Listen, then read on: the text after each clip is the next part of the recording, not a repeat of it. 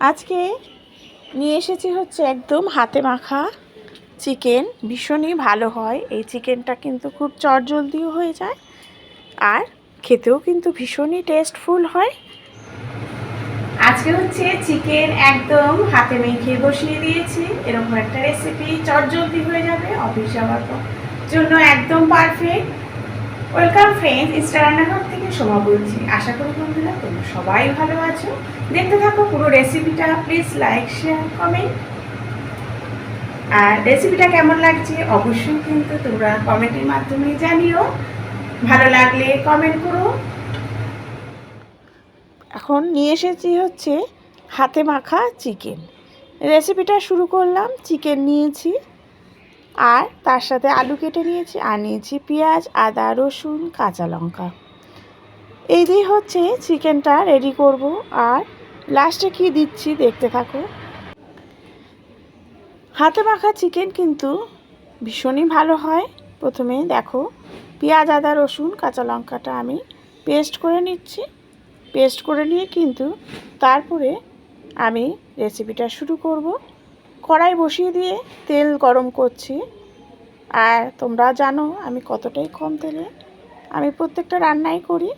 যারা কম তেলে রান্না করতে অভ্যস্ত বা যারা চাও কিভাবে কম তেলে রান্না হয়, অবশ্যই চ্যানেলটাকে ফলো করো, তাহলে বুঝতে পারবে। দিয়ে দিলাম হচ্ছে আলু আর চিকেন সব একসাথে দিয়ে, মশলাটাও দিয়ে দিলাম সব, পেঁয়াজ, আদা, রসুন, কাঁচা লঙ্কা পেস্ট দিয়ে। এবার একটু নুন দিয়ে স্লাইড আমি হলুদ দিয়ে দেবো। দিয়ে এবার ভালো করে কিন্তু ঢেকে ঢেকে কষিয়ে নেব। চিকেনটা ভালো করে কষিয়ে নিচ্ছি ঢেকে ঢেকে। এর ফলে সব একসাথে কিন্তু সেদ্ধও হয়ে যাবে, মশলাটাও কষানো হয়ে যাবে আর খুব চটপটে রান্নাও হয়ে যায় এটা। দেখো একটু মিক্সি ধোয়া জল দিয়ে দিলাম। আর এইদিকে যেই জলটা দেব কারি করার জন্য চিকেনের, সেটার জন্য কিন্তু আমি চায়ের লিকার পাশে বসিয়ে দিয়েছি। চিকেনটা দেখো ভালো করে আমি কষিয়ে নিচ্ছি। চিকেনটা যত ভালো করে কষাবো ততই কিন্তু খেতে বেশ ভালো লাগবে।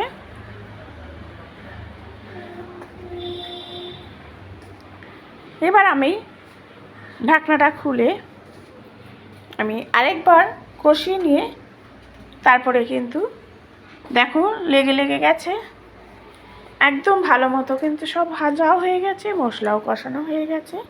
এই সময় কিন্তু আমি চায়ের লিকারটা দিয়ে দেব।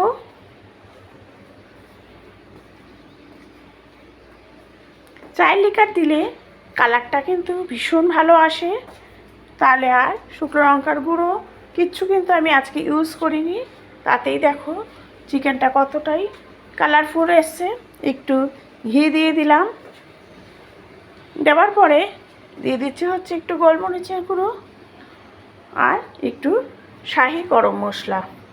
ব্যাস এই দিয়ে এবার ঢেকে রাখবো। আর একটু চিনি দিয়ে দিচ্ছি। ঢেকে রেখে দেখো কি ভাজছি, এটা হচ্ছে কসুরি মেথি।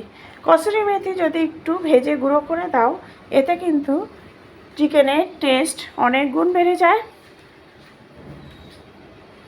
দেখো এইভাবে রেডি হয়ে গেল হাতে মাখা চিকেন।